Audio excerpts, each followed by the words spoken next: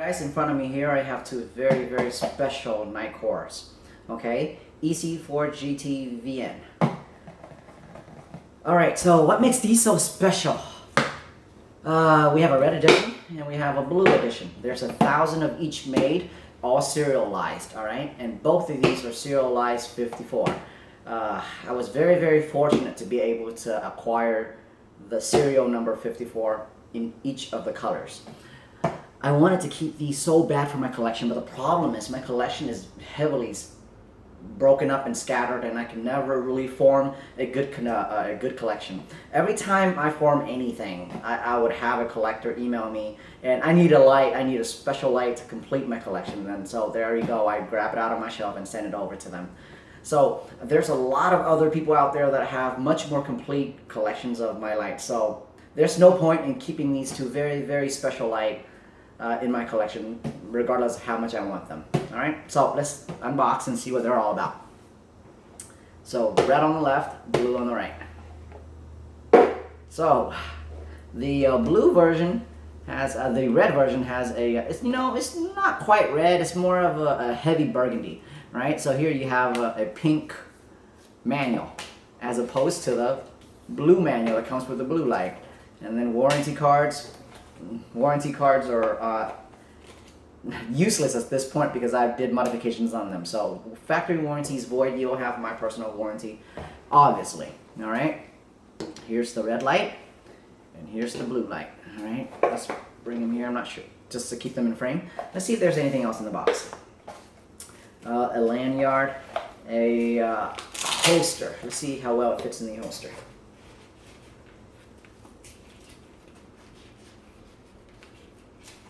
Okay, fits quite well in the holster. Alright. I imagine whoever is buying this light are probably going to put it on a shelf and not really going to use it. So the holster might be, I could be wrong, but I would hesitate to use this light just because it's so special. So, both of these lights will be Fiat Lux Edition. Alright? The reason that it is Fiat Lux is because I carefully picked the LEDs to put in these. I select the best tint possible out of a ton. And as a matter of fact, these lights are so hard to mod. I'm not even going to do the regular version. I'm just going to have these two very special edition, and that's it. The performance on these are very impressive. And I was able to tune out a perfect beam with both, okay? The blue version I have here on the right is a flood version. It has the XPL V6 dome on approximately 7,000 Kelvin, right? So it's more of a floody light. Perfect beam. On the left side here, on the red light, I have XPG2 PDT with the widest tint that I can get, all right? And it was harder to tune the beam.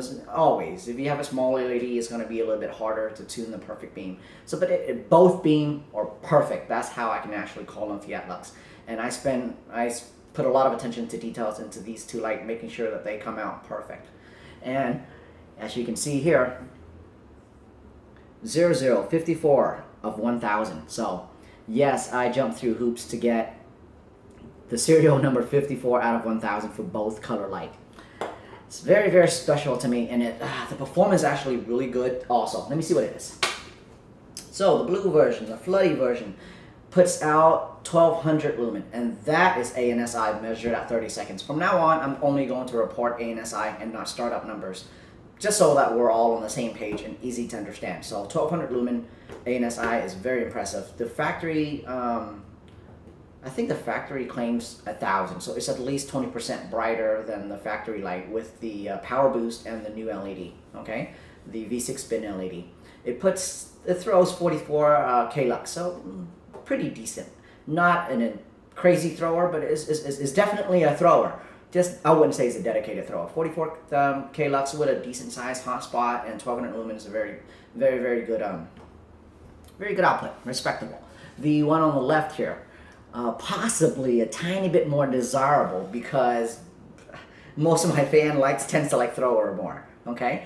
And this one specifically, it has a very gorgeous creamy pure white neutral tint XPG2 PDT. This one puts out 850 lumen ANSI, so 850 lumen for an XPG2 at 30 seconds is very impressive, all right? And it puts out a whopping 124K lux. So here you have 44K lux, 1200 lumen, 124K lux, 850 lumens. 124K lux is a serious dedicated thrower, all right? Let's go through the user interface.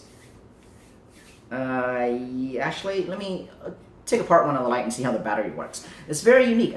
I would think it's the only light in this of this kind that has this construction. It's a unibody, so the entire body is machined from one piece of aluminum, and machined or cast. I'm not sure. Possibly cast.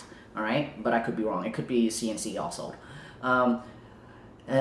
So the LED sits on a shelf, and the shelf is completely connected to the entire body. So that makes it very well heatsink. All right, very, very tough light to mod. So these are the only two I'm gonna ever make.